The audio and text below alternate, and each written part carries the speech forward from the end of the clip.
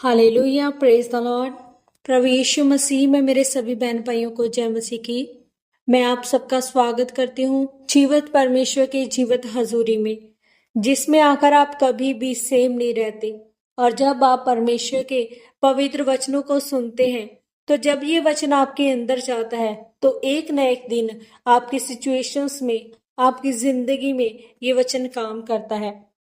हमारी आज की इस वीडियो में हम परमेश्वर के पवित्र वचन को मेरी भविष्यवाणियों की पुस्तक में से पढ़ेंगे। ये वचन परमेश्वर की दासी पास्टर सोनिया यूसुफ नरूला जी के द्वारा लिखा गया है।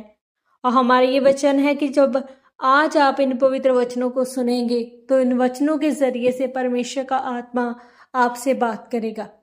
तो पूरे विश्वास के साथ इन पवित्र वचनों को पूरा सुने। आज का पवित्र वचन, ईश्वरीय इंतजाम का होना। जैसा कि परमेश्वर के पवित्र वचन भजन संहिता 36 अध्याय उसके 9 वचन में लिखा है, क्योंकि जीवन का सोता तेरे ही पास है, तेरे प्रकाश के द्वारा हम प्रकाश पाएंगे। मेरे प्रियो, पवित्र वचन में लिखा है, वह तेरे भवन के चिकने भोजन में से तृप्त होंगे और तू अपनी सूख की नदी में से उन्हें पिलाएगा। क्योंकि जीवन का सोता केवल प्रभु यीशु मसीह के पास और उसी के प्रकाश के द्वारा सब कलीसिया प्रकाश पाएंगे। परमेश्वर हमारा ईश्वरीय इंतजाम करने वाला परमेश्वर है। वह हमारे जीवन में ईश्वरीय मददगार भेजता है, नए विचारों के लिए, मदद के लिए, नए रास्ते खोलने के लिए, आर्थिक स्थिति के लिए। जब कोई विश्वासी या पड़ोसी हमें परमेश्वर के बारे में बताता है कि चर्च चलो, वहां पर आपका छुटकारा होगा, और आप किसी ना किसी के कहने से चर्च में आते हैं, या किसी की मदद के द्वारा आप व्यापार शुरू करते हैं, या आप विश्वास में आते हैं, तो वह क्या है? ईश्वरीय इंतजाम, मददगार जो परमेश्वर के द्वारा आपके जीवन में होते हैं। और जब आप बोते हैं परमेश्वर के राज्य में, तो परमेश्वर ईश्वरीय मददगारों को भेजता है ताकि आर्थिक रास्ते आपके जीवन में खुल सकें। पवित्र वचन में लिखा है, जब परमेश्वर के लोग मूसा के साथ 40 साल तक जंगलों में भटकते रहे, तो परमेश्वर ने कैसे आसमान से हर रोज मन्ना बरसाया।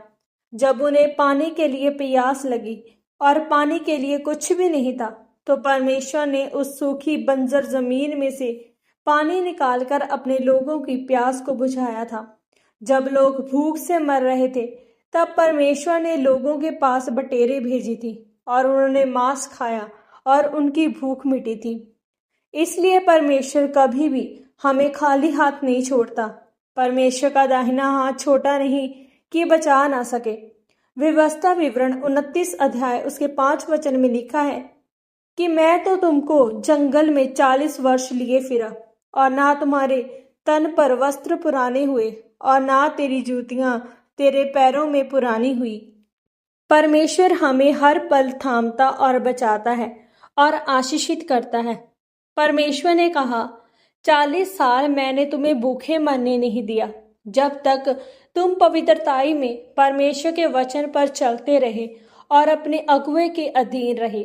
परमेश्वर ने कहा, तुम्हारे वस्त्र पुराने नहीं हुए और ना तुम्हारी जूतियां फटी थी।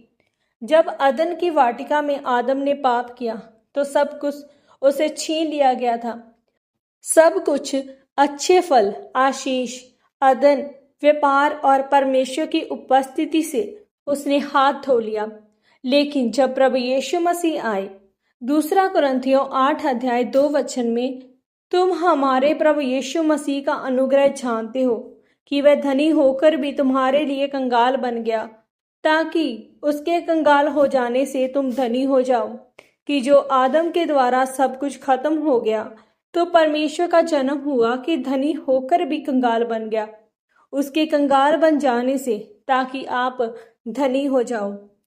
प्रेरितों के काम में पौलुस ने कहा कि मेरी भी ये सलाह है कि 1 वर्ष से ना तो केवल इस काम को करने ही में, परंतु इस बात के चाहने में भी प्रथम हुए जो तुम बोने में प्रथम हुए हो। इसलिए अब मेरी बात सुनो, अब ये काम पूरा करो कि जैसा बोने के लिए तुमने मन बनाया था। वैसा ही अपनी पूंजी के अनुसार पूरा भी करो।